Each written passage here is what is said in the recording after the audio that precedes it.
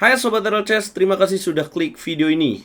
Lupakan dulu film fiksi Queen Gambit. Ini adalah kisah nyata Judith Polgar, wanita yang membuat pemain top dunia seperti Garry Kasparov mengaku kalah dan meninggalkan meja pertandingan. Dokumentari karya Rory Kennedy ini baru saja tayang pertama ya, perdananya di Sundance Film Festival 2026 sebelum masuk ke Netflix dengan judul Queen of Chess. Nah, teman-teman, apa aja yang bakal lo dapetin dari nonton video ini? Pertama, gue akan ceritain tentang eksperimen mencetak jenius. Jadi, The Polgar Experiments. Ayah Polgar adalah Laszlo Polgar. Nah, nanti di awal video kalian akan lihat bagaimana seorang Judith Polgar memulai karir caturnya bersama dengan dua saudaranya, yaitu Sofia Polgar dan Susan Polgar yang lebih dulu bermain catur. Nah, kemudian sang ayah, Laszlo Polgar, mencetak si jenius Judith Polgar dengan cara yang terbilang, kalau menurut orang Indonesia sih ekstrim ini ya. Jadi mereka tidak sekolah secara sekolah yang datang ke tempat sekolahan ya, tapi mereka sekolah di rumah, teman-teman. Mereka latihan catur setiap hari 8-9 jam, bayangin. Ekstrim gak tuh? Gimana gak jago, teman-teman? Bahkan tidak ada perayaan hari ulang tahun, tidak ada hari libur. Setiap hari mereka bermain catur sampai jadilah Judith Polgar seperti sekarang ini, teman-teman. Judith dan dua kakaknya tidak sekolah umum ya, tapi dilatih catur habis-habisan di rumah. Dan gara-gara dilatih dengan cara yang hebat ini, Judith Polgar akhirnya bisa mematahkan rekornya Bobby Fischer, yaitu menjadi Grandmaster di usia 15 tahun 4 bulan. Sedangkan Bobby Fischer, legenda catur Amerika Serikat, menjadi Grandmaster di usia 15 tahun 6 bulan. Ya, jadi beda 2 bulan. Nah, di film ini kebanyakan menceritakan tentang ya bagaimana sulitnya seorang perempuan untuk bisa diakui jago bermain catur ya. Ya diremehkan lah. Bahkan kalian nanti akan nonton cuplikan di mana Bobby Fischer mengeluarkan statement kalau wanita itu ya kurang pandai lah dalam bermain catur. Nah, itulah kenapa Laszlo Polgar menciptakan eksperimen anaknya ini supaya bisa mengalahkan para pria. Nah, saya juga akan merangkum ya bagaimana kontroversi dari film ini. Ada momen ikonik yang teman-teman akan lihat di film ini. Contohnya di turnamen Linares tahun 1994 yang akan kita bahas gamenya, di mana terjadi kontroversi touch move ketika Judith Polgar menghadapi Garry Kasparov. Kita coba bahas gamenya ya. Jadi kalian nggak cuma dapat review dari tontonannya aja.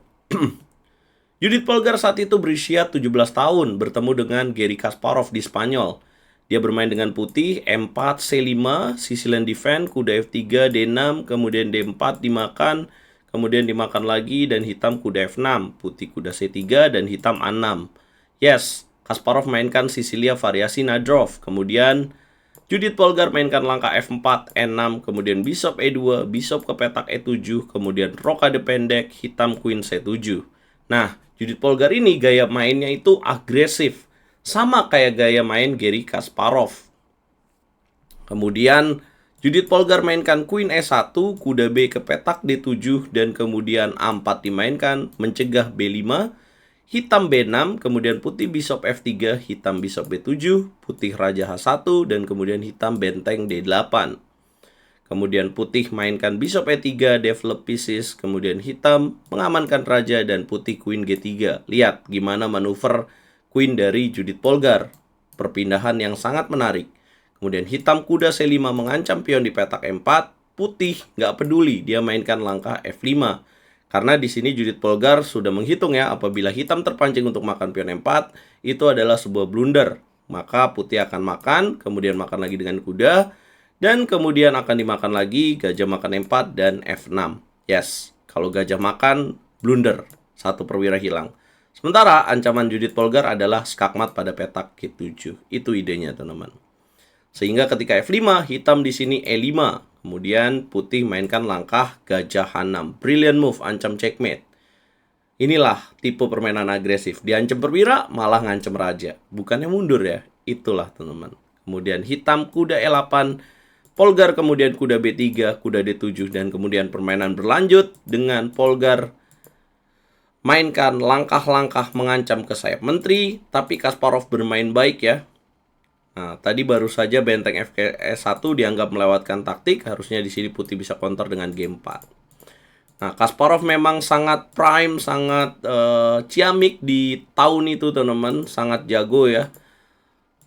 Sangat respected, pemain yang diakui dan sampai hari ini diakui sebagai salah satu yang terbaik sepanjang masa. Nah, ini momen menariknya teman-teman. Ketika Polgar mendapatkan pion di petak A6, kemudian dia mendapatkan pion di petak D6, Garry Kasparov sudah memainkan langkah kuda ke petak C5 di langkah ke-36. Jadi nanti kalian akan nonton kontroversi dari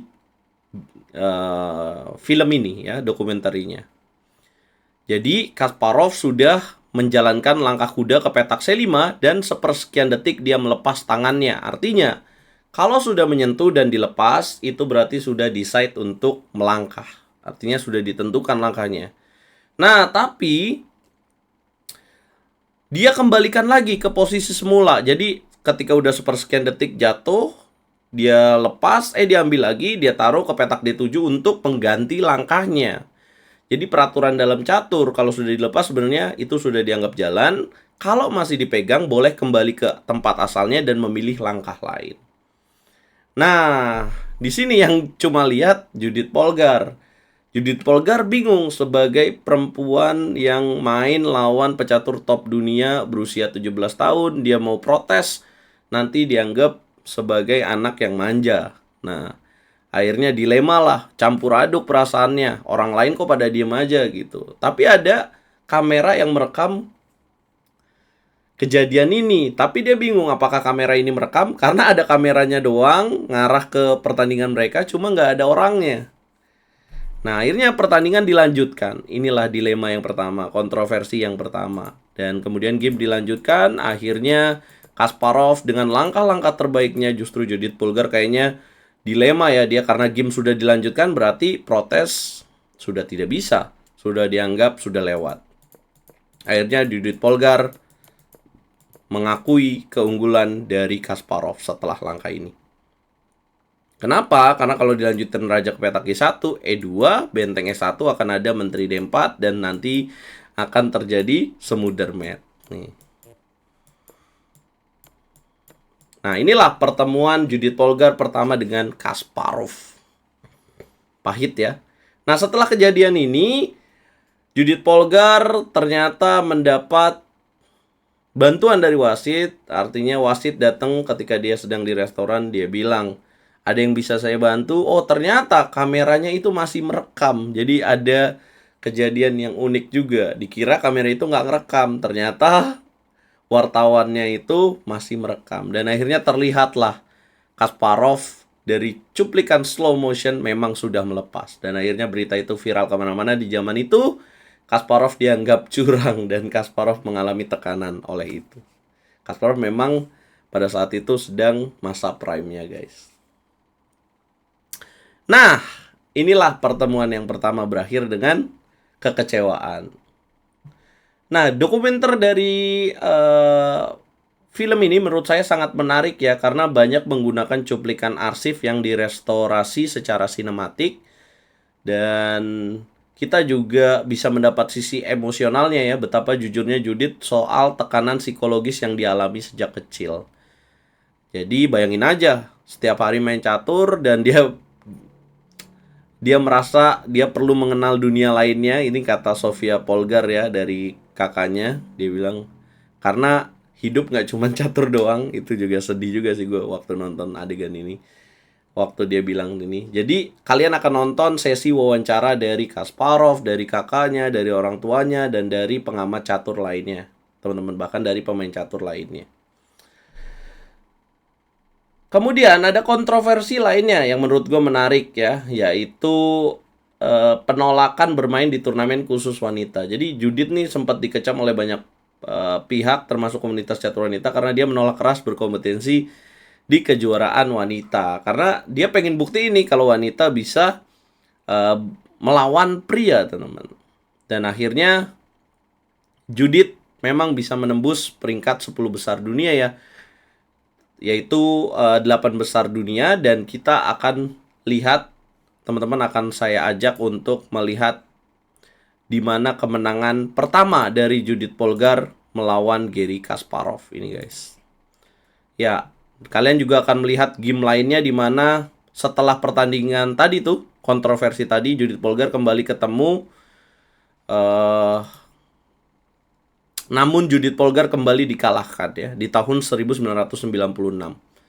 Dia sudah bermain sangat epic di game ini, cuma di end game-nya dia terpleset dan akhirnya kalah oleh Garry Kasparov. Inilah gamenya, coba kita bahas ya teman-teman.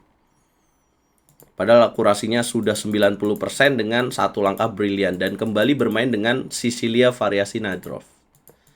Kasparov mengakui juga kalau misalkan Judith Polgar ini adalah tipe lawan yang dia sukai karena dia membuat gaya bermain Kasparov ini tidak nyaman, teman-teman. Ya, jadi diakui juga oleh Kasparov. Nah, A3 dianggap langkah brilian. Kenapa tuh? Karena kalau kudanya dimakan maka gajah 3 ya, trap.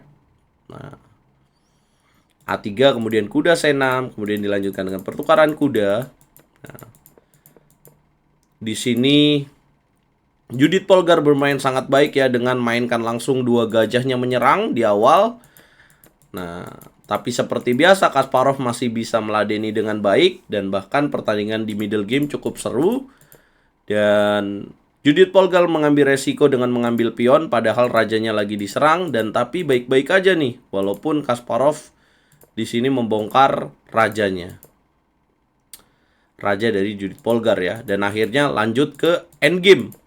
Dan sayang sekali endgame-nya Judith Polgar harus menyerah karena epicnya.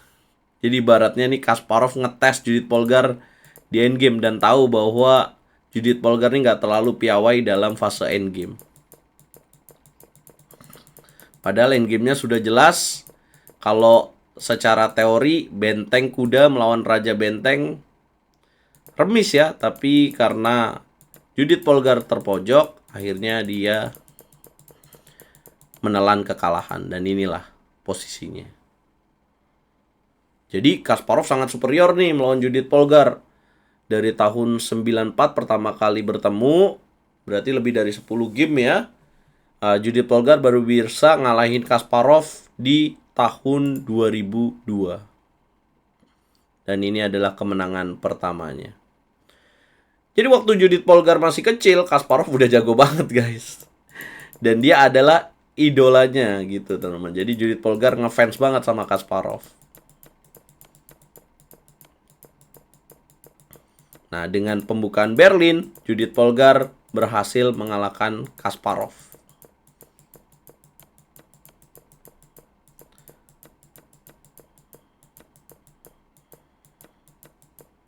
Nah, di sini ya, dengan permainan dua benteng.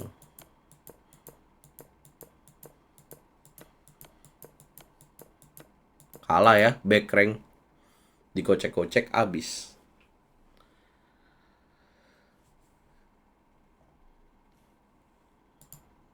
Nah, kira-kira itulah garis besarnya dari dokumentari Queen of Chess ini, teman-teman. Jadi isinya tentang bagaimana Judith Polgar bisa mendobrak bahwa wanita itu bisa mengalahkan pria ya, teman-teman. Tapi jalan hidupnya juga nggak segampang itu ya.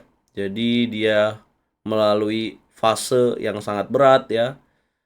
Dianggap sebagai kelinci percobaan dari ayahnya ya. Dia bermain catur 8-9 jam sehari gitu ya. Tidak menikmati dunia luar gitu. Bahkan mengalami penolakan, diremehkan gitu oleh salah satunya Bobby Fischer menganggap wanita itu tidak bisa bersaing dengan pria. Kemudian juga dia diremehkan oleh Viktor Korchnoi. Ketika dia mengalahkan Viktor Korchnoi, dianggap hanya selevel pemain catur di kelas kafe aja gitu. Dan saat itu Viktor Korchnoi tidak berniat main. Pokoknya ratingnya kalau dari 5 nih, saya mungkin kasih rating 4,5 lah teman-teman. Coba nonton ya. Dan kalau kalian sekarang masih muda, atau kalian mungkin bisa kasih komentar nih, kalian mau nggak menghabiskan waktu 8-9 jam untuk bermain catur, tapi kalian tidak menikmati hidup lainnya, hanya fokus di catur? Apa komentar kalian, guys? Ini sih sama kayak kebanyakan pecatur top juga ya. Apa komentar kalian? Jangan lupa like, share, komen, dan subscribe. Kalau ada kekurangan mohon maaf. Kita bahas apa lagi, guys?